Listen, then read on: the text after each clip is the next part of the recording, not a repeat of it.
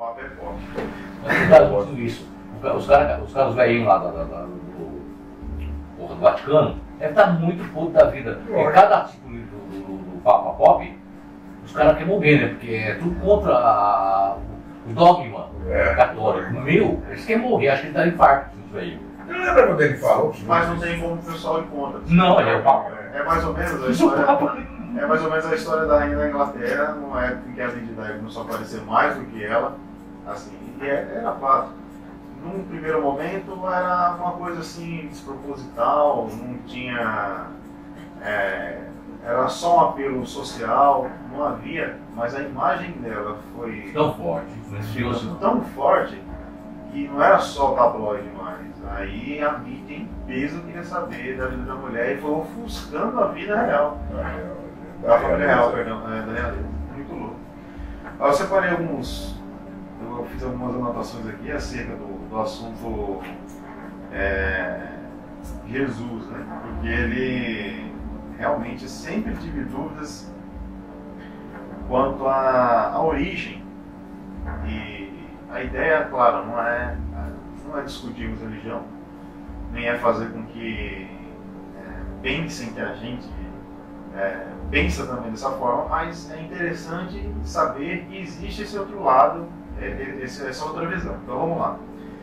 Os povos antigos acompanhavam as constelações, solstícios e equinócios, dentro de um comparativo zodiacal. Sendo assim, as estrelas e constelações eram personificadas, daí as duas constelações tinham como base o Deus Sol. Então havia o figurativo, né, e o Sol como centro dessas duas constelações. Por exemplo, o Aquário, que é o portador da chuva da primavera. A formação da constelação de Aquário seria alguém que traria a chuva iniciando-se a primavera.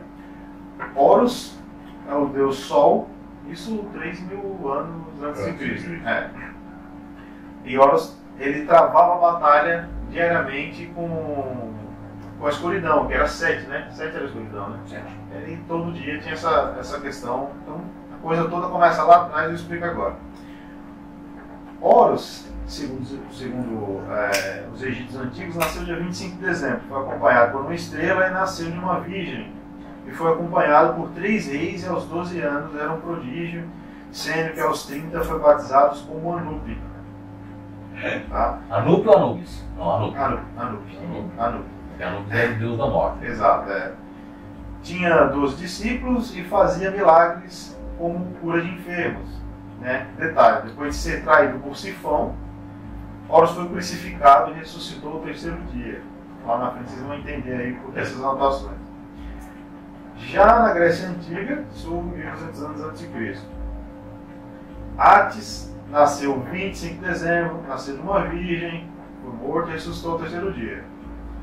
Na Índia, Krishna nasceu de uma virgem, foi seguida por uma estrela, fez milagres e ressuscitou.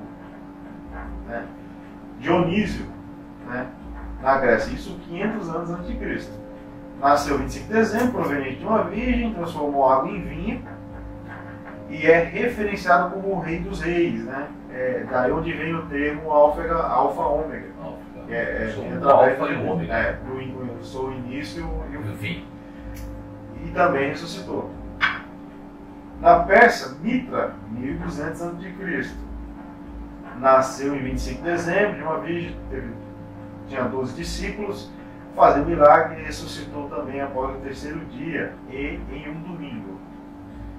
Por que dessa coincidência? As observações que eu fiz, Sírios, aí voltando ao aspecto astrológico, Sírios é uma estrela que fica ao oeste em 24 de dezembro. Ela é alinhada com as outras 3. Aqui a gente conhece como 3 Marias, né? No Oriente são os 3 reis, tá? Aí você começa a entender esse aspecto antigo relacionado a toda a nomenclatura atual. Também são muito brilhantes e ficam no cinturão de Órion. No Brasil, em Portugal, é 3 Maria, né? Pelo menos até onde eu sei. As 4 estrelas, as 3, mas elas ficam apontando para o Sol. Então, quando elas se alinham no dia 24 de dezembro, elas ficam diretamente apontadas para o Sol, para o nascimento do Sol no dia 25. Mas eu acho que no caso, na Europa não tem essas cerimônias. Lá tem no Oriente Médio tem. No Oriente, é isso que eu estou falando. No Oriente, na Europa não tem. Na Europa não, Na né? Portugal não tem. Lá é outro certo. Tá. Engraçado, esse batismo veio dos portugueses, não foi? Das Três Marias?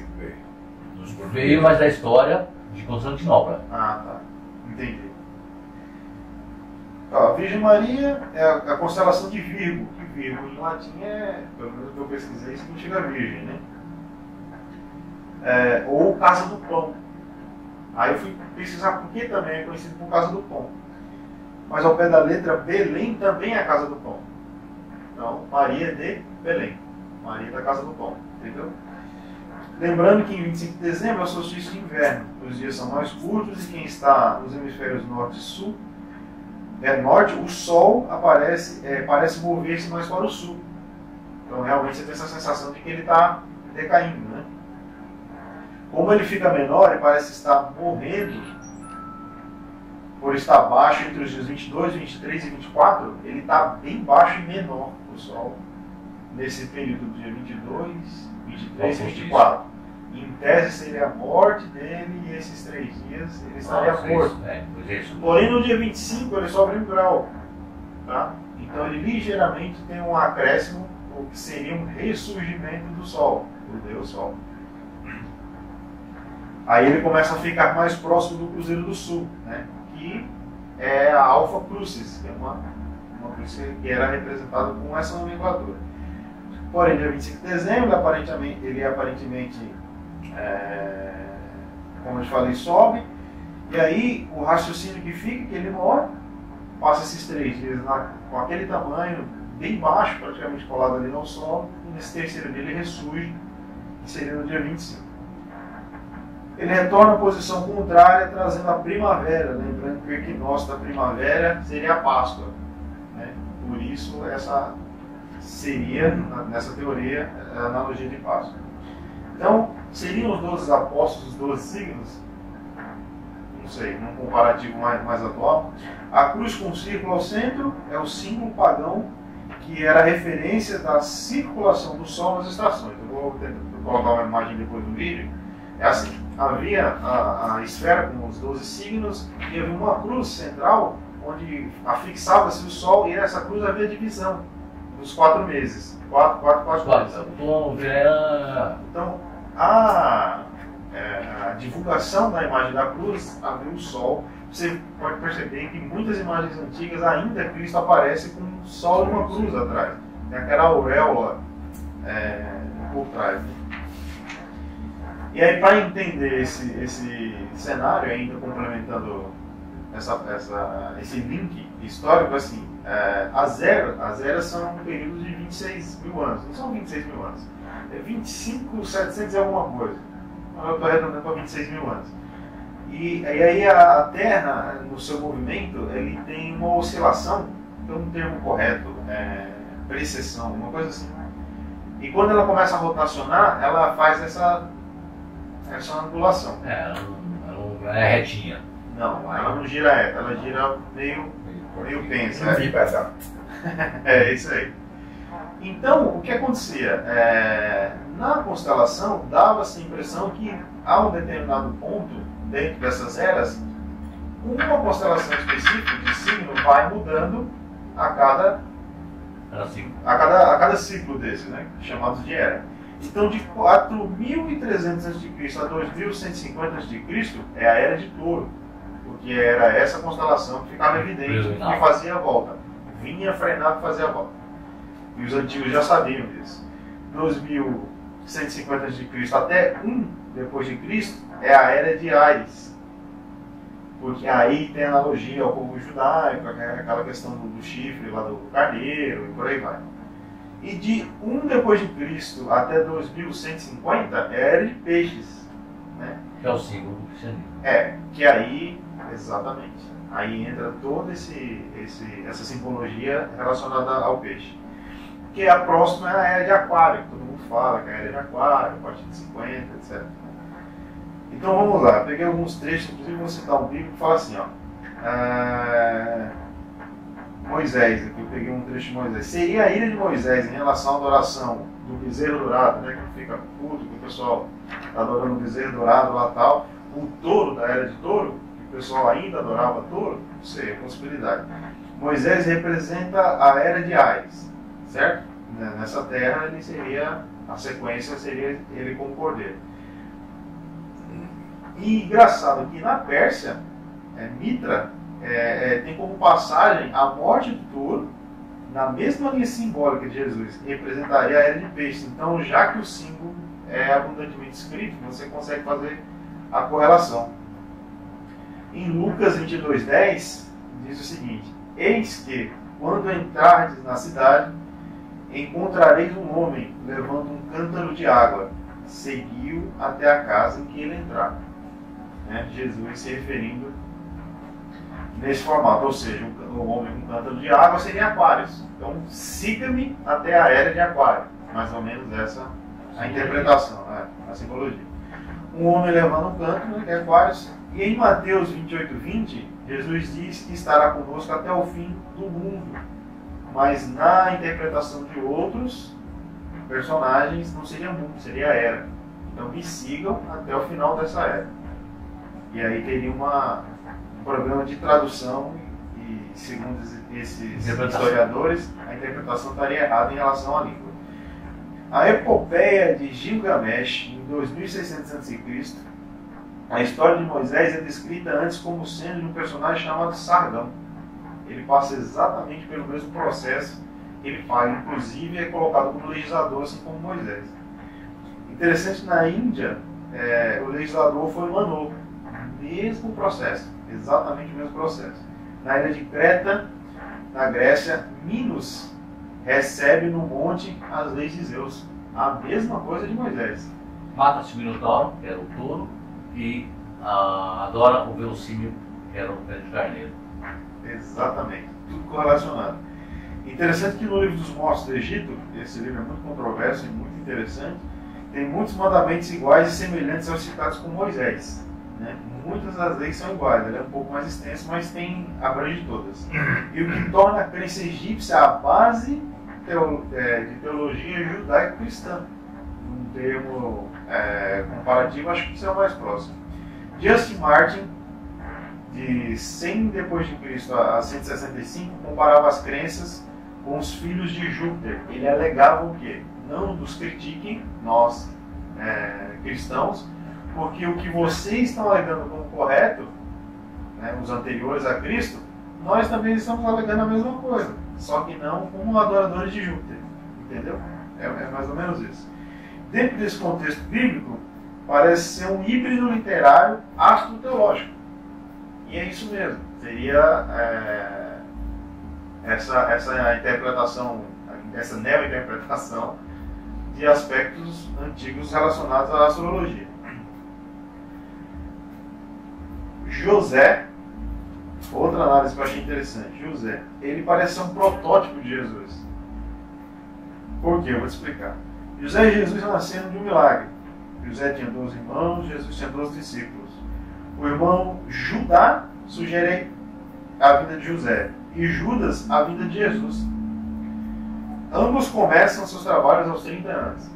Pode ver que é a mesma coisa. A única diferença que eu achei em relação aos dois é que um é vendido por 30 moedas e o outro é por 20. Mas também são vendidos. Inflação. Aí você acha Plínio, Teotônio, Tássio e Joseph em teorias de que Jesus foi uma criação advinda romana, de poder totalitário de conquista de territórios e de dominação pública através dessa criação da religião. Exatamente. Aí eu já posso falar um pouquinho mais, que isso aí eu já tive dando umas fuçadas, porque eu sempre olho as coisas pelo olho político da coisa, O que eu sei disso daí? Sei assim. Os romanos, eles tinham como norma, eles invadiam os outros países e eles tinham como norma não se intrometer na cultura, porque na cabeça deles, e como razão, você podia até dominá-los, mas você não podia mexer na cultura deles. Então a cultura de cada povo era respeitada. Então, como eles cresceram, o império cresceu em demasia, então a cada lugar mais distante eles botavam um imperador, que era nomeado por Roma para tomar conta do troço lá. Então a região onde nasceu Cristo, no Oriente lá, o imperador era Constantino. E o Constantino, por ordem de uma norma que tinha no governo romano, sabia o seguinte: Roma o nomeava como imperador, mas aquele local tinha sua própria cultura, que era, no caso, os judeus. Muito bem. Só que esse tal de Constantino, diz as más línguas do livro, era meio incompetente, era um mau político, era meio vagabundão. E ele estava tomando alguns atos que descontentou demais os anciões, os líderes judaicos, os caras que controlavam os judeus. E os judeus tinham o direito de reivindicar de Roma que tirassem Constantino como imperador de lá.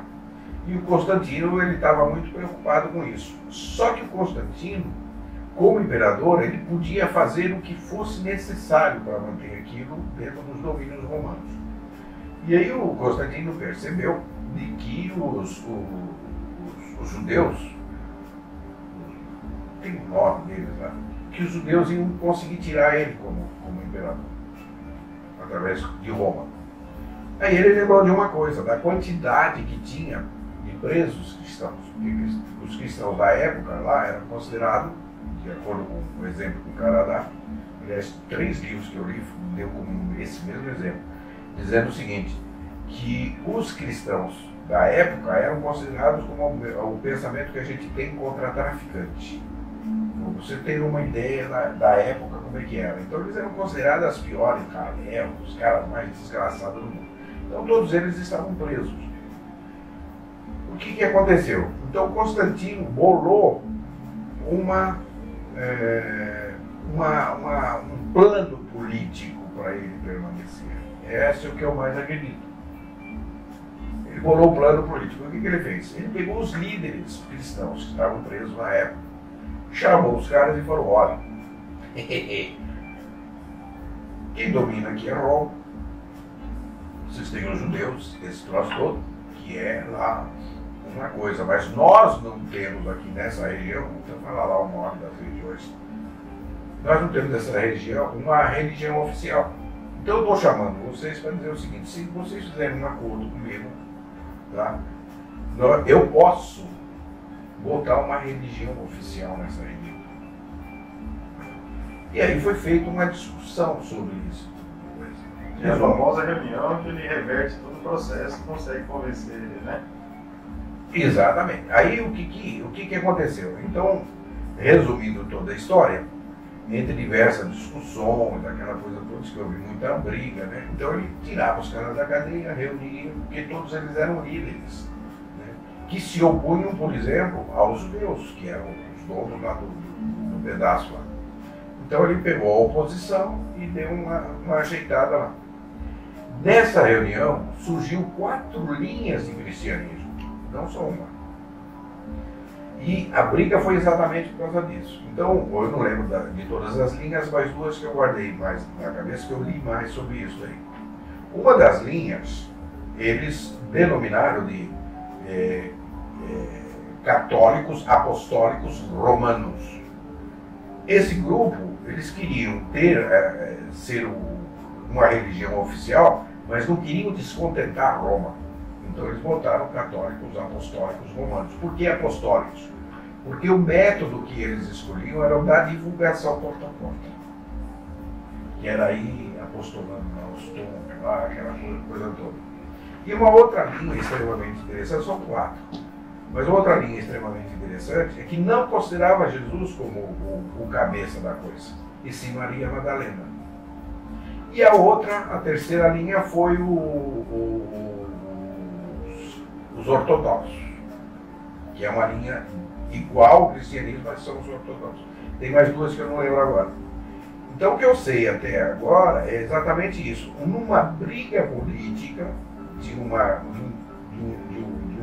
cara tentando se manter no poder, o que ele fez? Dividiu o poder que tinha os judeus, os donos lá do judaísmo, lá, essa coisa toda, e como na época tinha um crescimento de um grupo petista, que eram os cristãos, e eles juntou e fez um acordo em cima desse tipo de coisa. E a partir daí foi o que surgiu.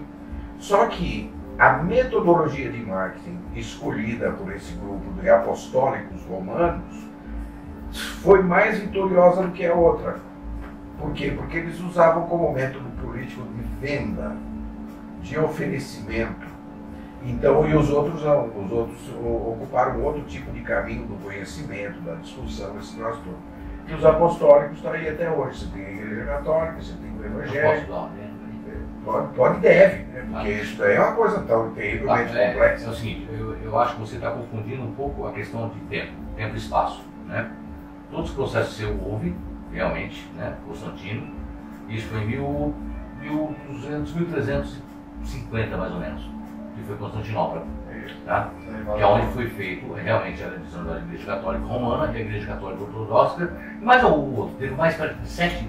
Eu fiquei doido para conhecer isso da Maria Madalena, deve ser. Mais 7 linhas católicas na época, né? O judaísmo. São 7 linhas diferentes de comportamentos no mundo, no cristianismo, inclusive. E judaísmo. Cristianismo e judaísmo, né? Então foi na decadência do Império Romano, onde todo o poder de Roma foi transferido para Constantinopla. E foi uma forma de você bloquear a ascensão do islamismo. Ou eles falavam os mouros, né? A religião moura do Islã. Foi a questão. Então foi explosão. Então a história que você citou realmente houve, aconteceu. Só que foi em 1350 mais ou menos. É isso. O homem já tinha morrido fazia tempo. Já tinha, estava mortinho. Então Roma já estava decadente, que foi transferido a Constantinopla, que foi o segundo Império Romano, Constantinopla, e depois foi o terceiro Reich, que era o terceiro reino, né, do czar, né, César, daí foi para Roma, depois foi para a Rússia, e aí vai a história. Então é só corrigir a questão de data, né, foi bem depois, não foi na questão do Império Romano. Você tem razão, sim, eles não interferiam na religião. Eles não. Eles dominavam, deixavam uma cultura local, né? E sempre foi isso, né? Sempre. E Constantino que foi feito, toda a base nossa, inclusive o calendário gregoriano, Constantino, e tudo foi feito nesse período de 1300 e pouco. Toda a história. Você lembra quanto tempo Constantinopla ficou sem ser derrotada? Foi a cidade que mais demorou a ser. Foi bastante tempo. Conquistada, né? Os mouros, tá? Os mouros. Primeiro foi o catolicismo, depois os mouros, né? Que dominaram lá. Não, me refiro aos muros, pela fortificação de cidade. Não os muros. Bastante tempo. E era um caminho que Roma descobriu que era o entreposto entre Ásia e Europa, né? Até hoje é isso, é um porto de Istambul, no caso, Então todo o comércio de iguarias passava por ali. E você imagina o custo disso, né? Sal, pimenta, temperos, não tinha, né? Geladeiras, caríssimo. Né? Então, passava por ali. Foi por isso que foi transferido para lá. Roma transferiu a capital católica para lá, né? Constantino dominou por ali durante muito tempo e fez essa divisão. Me parece que foi 7 grupos diferentes, né? E predominou depois o catolicismo, o judaísmo e o católico ortodoxo. O que é interessante é que na religião islâmica, o Jesus ele é um profeta. Ele segue uma sequência cronológica, tá? Então o profeta X, Y, Z vem chegando e tal. Eles não são desconsiderados, todos foram considerados, só que dentro das suas épocas eram ouvidos. Aí como Maomé veio depois, aí passou a ser Maomé, como se viesse um outro, depois fosse outro, alguma coisa nesse sentido. O Maomé também é bonzinho. Não posso falar muito. O Maomé gostava do menininho. Bastante. Muitos, né? Muitos. Não, Gandhi também. Gandhi criou a filhinha dele desde criancinha, a mulher dele. Para. Então, não vem não. Essa de amor, paz, Nada com o Leandro de Freud. O que eu ia falar? Até esqueci, porque essas maledicências me deixam assim. Putz, o cara casou com a menininha. 12 anos. Ele criou desde os 9. Tem que ser virgem. E disse que o Cândido disse que era um comedor da Comentou. boca. Não, o Maomé também. O Maomé era cavalariço, era um cavalariço, e ele era meio louco da cabeça, ele era louco. Ótimo. Ele tem. Joga Não, eu quero que você entenda, é o que eu falei. Botar isso para discutir com o débil mental junto. Interessante que Maomé não sabia ler, né? Não, ele era não sabia analfabeto. disso. Ele era Ele analfabeto. não sabia ler, e aí tudo que ele teria como transmissão era transcrito pelos escribas. Era Na oral. época era de muito. Transferência oral, né, no caso, né? Exato. O E aí o que, pessoal escrevia lá e o pouco que eu li sobre a formação de Maomé da religião muçulmana foi o seguinte, que ele era um cavalariço e ele era esquizofrênico, ele tinha uma esquizofrenia. Só que dentro dessa esquizofrenia dele, o que aconteceu? Ele trabalhava como cavalariço numa casa, numa fazenda, não sei lá como é que era aquilo lá, e o dono morreu, e ficou só a viúva. E a viúva gostava muito dele, por causa que ele era um excelente serviçal, esse troço todo. E aí ela pegou um dia em que ele estava em transe. Ele estava em transe. E aí ela começou a ouvir o que ele falava. A partir daí, ela se fascinou com aquilo que ele falava, que era um cavalariço, não sabia ler, porque para saber ler era só os mais ricos que podiam saber na eles época. tinham acesso a É. estudo. E aí ela se interessou pro troço. E como ela era uma pessoa ligada a um nível de social superior, ela começou a chamar os amigos e as amigas para ouvir o Maomé falando. Né? E aquilo foi pegando. Aí ele casou com o que era a patroa dele, ele casou com ela. Depois Foi o que ele... permitiu que ele. Não, era normal. Não, eu falo assim, foi o que permitiu com que ele financeiramente falando conseguisse. Conseguisse, lógico. Então, o que eu sei foi exatamente isso. Que ele tinha dessa, não sei se é essa menina de 12 anos, que era a única que sabia escrever. Então ela começou a escrever. Eu sei que ele criou ela aos 9 anos. Eu não sei, eu sei. Ele criar ela aos 9 anos, ele casou com ela para ser virgem. De criar, tem que ser virgem, né? Aí com 12 anos ele casou com ela. Então, eu sei que foi uma dessas daí, uma das esposas, que eram 8 no total, né? Uma delas sabia escrever, então começou os primeiros escritos.